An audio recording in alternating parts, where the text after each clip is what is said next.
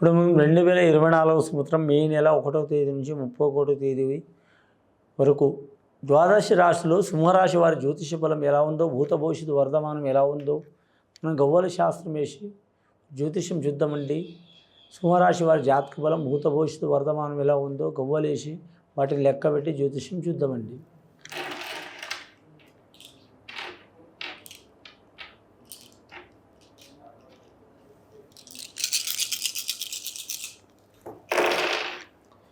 సింహరాశి వారి జాతకంలో మాత్రం ముఖ్యంగా పడ్డాయింది 5 గవ్వలు పడ్డాయండి. పంచమహారదశ గవ్వలు పడ్డాయి, బుధమహారదశ గవ్వలు పడ్డాయి.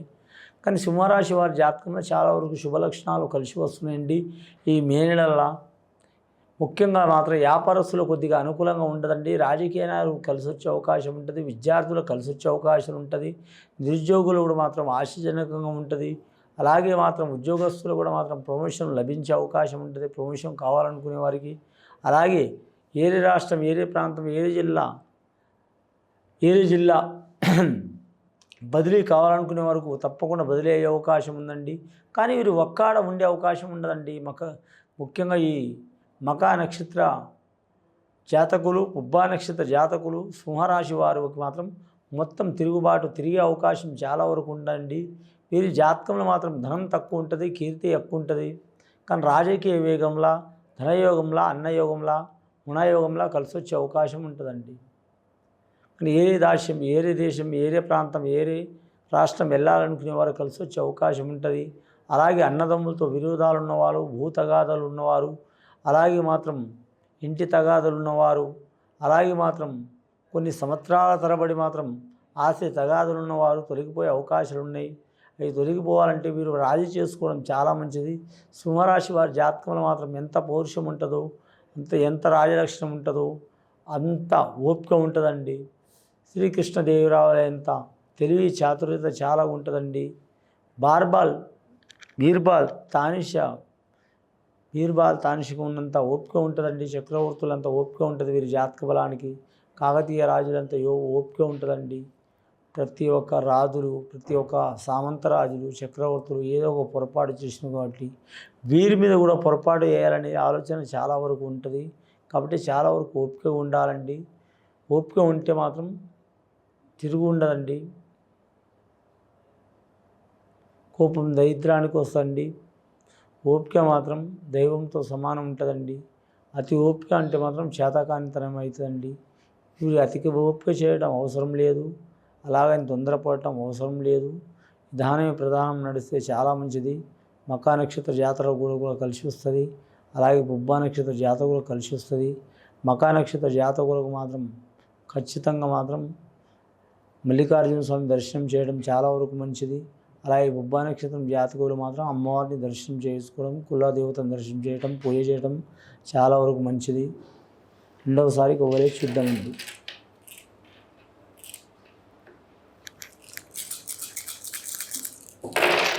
రెండవసారి గవ్వలేస్తే మాత్రం 4 గవ్వలు పడ్డాయండి. రాహుమార్గదర్శి గవ్వలు పడ్డాయి. ముఖ్యంగా సింహరాశి వారికి రాహుమార్గదర్శి గవ్వలు పడటం అంతగా అనుకూలత కావదండి. కానీ దృష్టి దోషం చాలా ఉంటుంది, నరదృష్టి చాలా ఉంటుంది.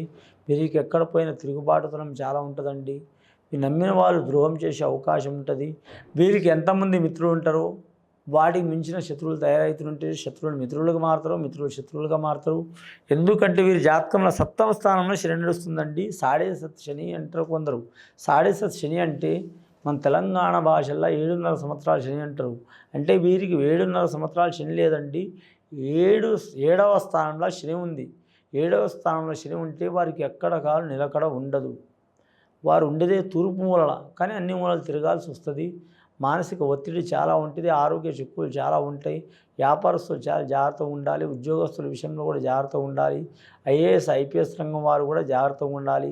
దయ్యం, భూతం, మంత్రం, తంత్రం, చెడుపు, చేతబడి కంటే వీరి మీద నరదృష్టి చాలా ఉంటుంది. కాబట్టి ఆ నరనారాయణుని మాత్రం లక్ష్మీ నరసింహస్వామిని పూజ చేయటం.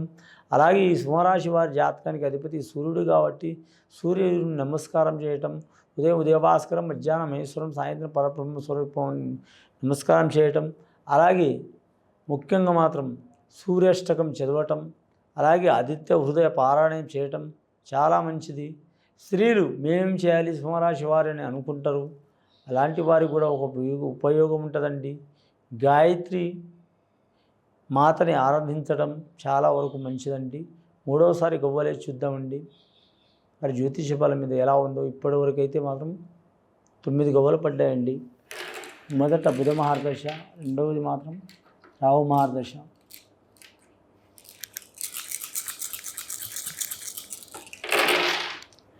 మూడవసారి గవ్వలేసి చంద్రమహర్దశ గవ్వలు పడ్డాయండి. చాలా వరకు శుభయోగం గవ్వలు పడ్డది.